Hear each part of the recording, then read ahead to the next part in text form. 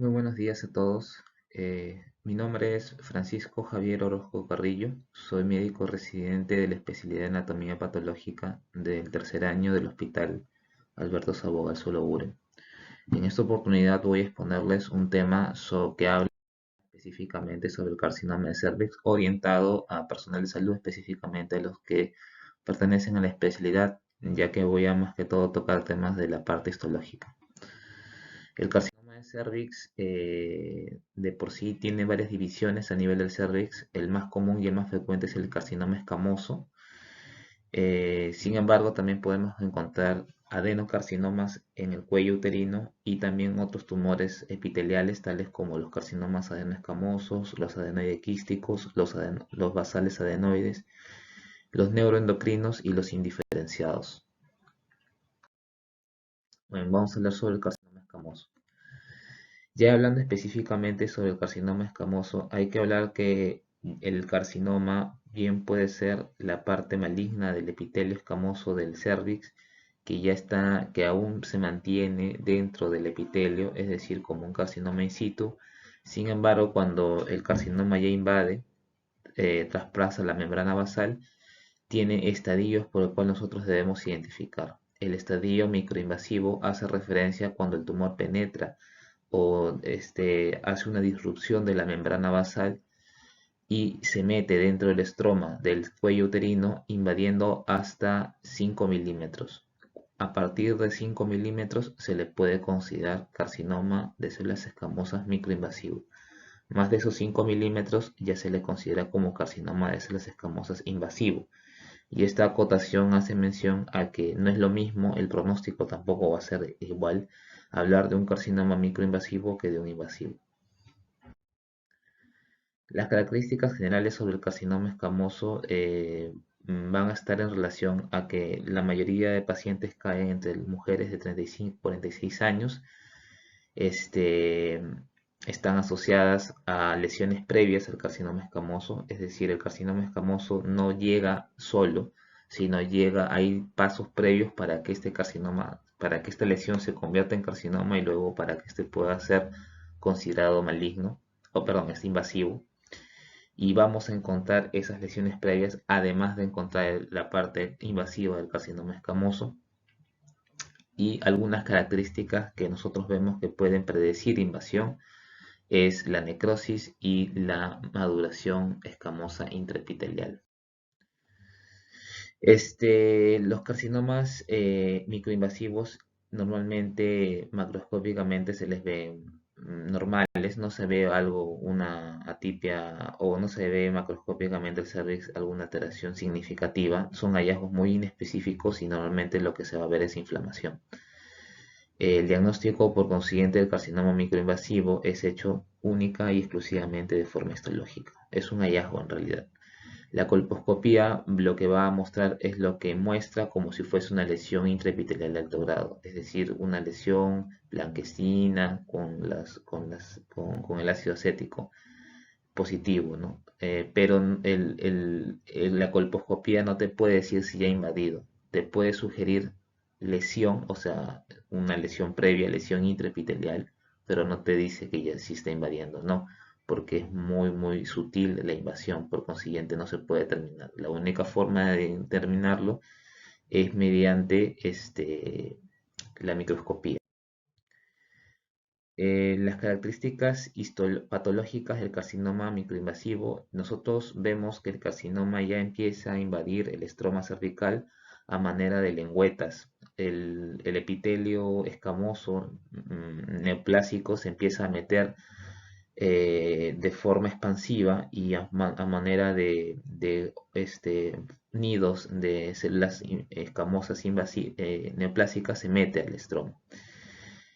Tiene que romper la membrana basal para poder ingresar porque si no, no se va a poder evidenciar, no se va a poder meter al estroma. La membrana basal es una estructura muy eficiente para retener a los carcinomas dentro del epitelio y debe haber una lesión previa, o sea, debe ser evidente que ese carcinoma microinvasivo está en relación a la lesión intraepitelial de alto grado.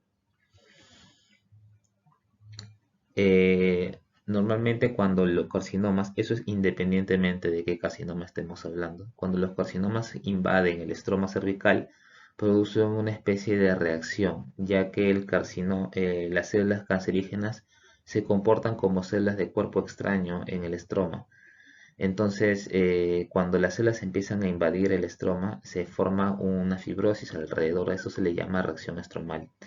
Y también el infiltrado inflamatorio, las células inflamatorias empiezan a rodear el carcinoma debido a que se comporta como un cuerpo extraño. En esta imagen estamos viendo un caso de un carcinoma microinvasivo, y lo que estamos viendo en esta zona, esta es una zona más panorámica de la imagen. Acá estamos observando cómo el epitelio de una lesión intraepitelial de alto grado, que es así redondito pero más neoplásico, aún se mantiene dentro del epitelio el carcinoma. Sin embargo, cuando agrandamos vemos estas áreas, lengüetas, nidos de células neoplásicas que ya han roto la membrana basal y ya se están metiendo. Acá la imagen muestra justo el preciso momento y el preciso instante donde el carcinoma rompe la membrana basal y se está metiendo dentro del estroma. Vemos cómo el infiltrado inflamatorio reconoce a este carcinoma como un cuerpo extraño e inmediatamente lo empieza a rodear, y el estroma cervical también lo reconoce como un cuerpo extraño y empieza a formar una fibrosis que se le llama respuesta estromal. Entonces, esto es un carcinoma. Debido a que la medida de profundidad es menor de 5 milímetros, se le considera carcinoma microinvasivo. Si hubiese sido más, ya se le considera como carcinoma invasivo. Bien, en esta imagen nosotros lo que vemos es cómo medimos los 5 milímetros, ya que los 5 milímetros es una medida bien estricta, es decir, no puede ser más de 5 milímetros microinvasivo. La medida se tiene que hacer en diferentes situaciones dependiendo en cómo se va a manifestar la microinvasión. Si vemos que la lesión intraepitelial de alto grado está desde ese punto, inicia la invasión como una especie de lengüeta.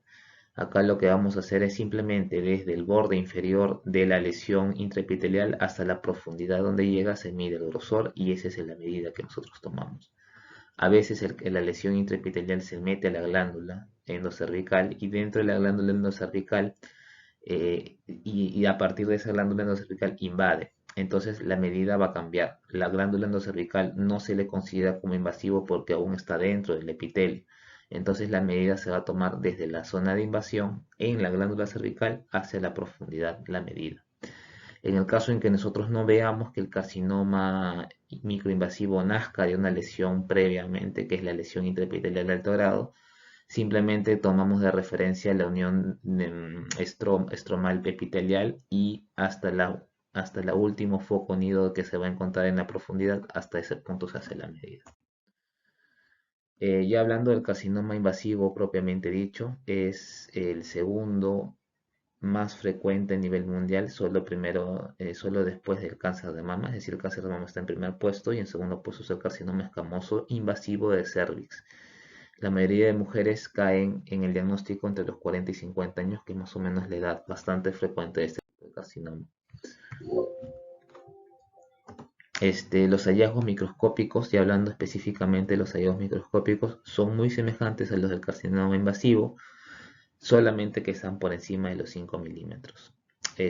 Ya los focos invasivos ya no se van a ver como lengüetas, sino se van a ver como cordones también, como trabéculas. Los nidos infiltrantes están agrupados y tienen bordes bien irregulares y dentados. El tumor no solamente puede invadir como grupo, sino también como células individuales, y la reacción estromal es mucho más prominente. Puede haber asociación de necrosis, y también los focos invasivos, los nidos de células invasivas cancerígenas pueden formar queratina como si estuviesen en el epitelio normal, y podemos ver lo que se les conoce como perlas córneas. Otra característica que pertenece al epitelio escamoso es los puentes intracelulares, que las células neoplásicas lo conservan, y eso es un hallazgo histológico que nos ayuda a diferenciar que esto es un carcinoma escamoso y no un carcinoma de otra estirpe. La irregularidad nuclear, el pleomorfismo, bueno, y eso va a depender mucho del grado, que más adelante lo vamos a ver. También hay que ver los tipos histológicos. Así, a grandes rasgos, el carcinoma escamoso invasivo de cervix se puede dividir en queratinizantes y no queratinizantes. Y específicamente la distinción lo va a hacer la presencia de la queratina, que en un momento lo vamos a observar. Este, y también una vez que hemos identificado el tipo de carcinoma escamoso, lo siguiente que hay que hacer es medir el grado de diferenciación, y que puede estar un poco en relación a el tipo de carcinoma. El grado de maduración o el grado de diferenciación del carcinoma escamoso va a ir desde bien diferenciado, moderadamente diferenciado y pobremente diferenciado. Y lo que nos va a dar el punto o el punto declive de la diferenciación va a ser específicamente este, la creatinización y el pleomorfismo nuclear y la mitosis. La creatinización puede ser creatinización prominente, una creatinización que se le conoce como perlas córneas, o la creatinización puede ser manifestada individualmente. Las células creatinizan individualmente y eso se le conoce como disqueratosis. Cualquiera de esas dos se le considera creatinización, y si está presente en el tumor, es todavía un carcinoma bien diferenciado. Y en caso de que carezca completamente de áreas de creatinización, individual o grupal, y el pleomorfismo sea bastante prominente y también la mitosis sea bastante incrementada, entonces en ese contexto nosotros lo consideramos como pobremente diferenciado. Y los patrones de invasión pueden ser específicamente tres: en forma de expansivos, en forma de dedos, o en forma de spray, o en forma salpicada, como le dicen. Entonces acá nosotros vemos una imagen de un carcinoma, que esto ya es un carcinoma invasivo, es un carcinoma bien diferenciado. Vemos que hay áreas de queratinización, que son estas áreas de acá. Grupalmente las células se empiezan a queratinizar y se forman como perlas, ¿no? Perlas de queratina. Acá vemos también un citoplasma, células con citoplasma claro. Vemos específicamente que las células no tiñen, no son como estas que son más rosadas, sino como que tienen espacios vacíos blancos. Esos espacios se les llama, es el citoplasma de la célula, y se les ve blanco porque tienen gran cantidad de glucógeno. Y en el procesamiento de la muestra, el glucógeno se empieza a degradar y no pinta la tinción, porque por eso se ve blanco. Acá vemos un carcinoma un poco más sin queratinización, aunque el pleomorfismo no es tanto. Este es un carcinoma basaloide, ya porque se parece mucho a las células de la zona basal del epitelio escamoso. Este es un carcinoma pobremente diferenciado. A pesar de que tiene pequeñas zonas de queratinización, el pleomorfismo es bastante prominente y la mitosis es bastante incrementada. Entonces, esto ya entra dentro de la categoría de un pobremente diferenciado. Acá también, ¿no? Casi no vemos nada de queratinización, y también vemos lo que vendría a ser el pleomorfismo y probablemente la mitosis, que lo viéramos a mayor aumento. Los diagnósticos diferenciales con respecto al carcinoma escamoso, hablando histológicamente, envuelven tres cosas. Uno es la metaplasia escamosa y dos es la atrofia. Ya existen otros diagnósticos diferenciales, pero esos son los más importantes. Y que sea una metástasis también es un criterio de diagnóstico diferencial. Ahora, ¿cómo se extienden estos tumores? Estos tumores se extienden o bien por la vía linfática, es la más frecuente, y la vía perineural. Ya, siempre nos acordamos de la vía linfática, si lo mencionamos en los reportes de anatomía patológica, pero la vía perineural es también muy importante. Por ejemplo, tenía un paciente un carcinoma de cervix en útero, en cuello uterino, le sacan todo el útero, los márgenes quirúrgicos están libres. A los 2 años vuelve a tener una masa en vagina, ¿no? Y viene el cirujano y te dice, pero ¿por qué tiene un otro carcinoma si es que ya estaba libre el margen? O sea, el margen ha estado libre de que yo he operado, y está bien, no está mal, o sea, el margen ha estado libre. Lo que pasa es que las células cancerígenas, cuando se meten a los nervios, usan los nervios como una especie de caminos, como de rieles de tren, para poder acceder a otras zonas que están en relación a la inervación de ese nervio donde se han metido. Entonces, tranquilamente, si hay invasión perineural, ese nervio al cual se han metido, las células pueden llegar o acceder a otras zonas que ese nervio está, bueno, inervando, ¿no? Entonces, la invasión perineural es muy importante.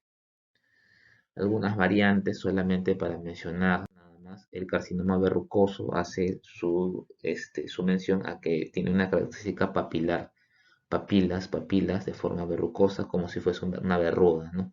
Entonces, ese patrón histológico se le entra y que está invadiendo el estromas entra dentro de la categoría de carcinoma verrucoso. Tenemos el carcinoma condilomatoso, que también es lo mismo, pero el patrón de la papila es un poco un tanto diferente. Carcinoma de células transicionales. Estos son variantes, por si acaso. Este es un carcinoma escamoso, variante de células transicionales. ¿Por qué? Porque se parece mucho al urotelio. El carcinoma like linfoepitelioma. Este tipo de carcinoma es un carcinoma indiferenciado, que lo que vamos a observar es células bastante indiferenciadas que ni siquiera sabríamos si son escamosas o no, asociado con un infiltrado inflamatorio acompañante bastante prominente. Tanto es el infiltrado inflamatorio que a veces oscurece las células neoplásicas y no se ven, tiene que uno verla a un aumento bastante grande para poder recién identificar las neoplásicas. Es una variante bastante agresiva. Bien, y acá lo que nosotros vemos es nosotros para hacer reportes de carcinoma escamoso o carcinomas del cervix uterino usamos un protocolo que es el protocolo del Colegio Americano de Patología, y nosotros lo que hacemos es seguir este protocolo porque eso es lo que es un protocolo bastante estandarizado que puede ser usado y entendido por todas las especialidades que van a requerirlo, tanto cirugía oncológica o oncología. Entonces se los muestro porque no es que nosotros pongamos lo que nos da la gana, sino seguimos protocolos y con ese protocolo informamos, hacemos los informes de anatomía. Y este protocolo, cada sección tiene un sentido de que le sirve a diferentes tipos de especialistas. ¿No? No es que a veces dicen, pero ¿por qué pones esto? Esto es además, no, es que tiene un sentido. Tiene un sentido poner, por ejemplo, eh, la extensión horizontal, por ejemplo, o la profundidad de invasión, ¿no? Tiene un sentido, todo tiene un sentido acá y por consiguiente debe ser informado. El patrón de invasión, si es en dedos o es en spray o es expansivo, eso tiene un sentido, no es que se ponga por querer escribir todo lo que se ve, tiene un sentido. Así que bueno, eso sería todo la exposición con respecto a carcinomas escamosos.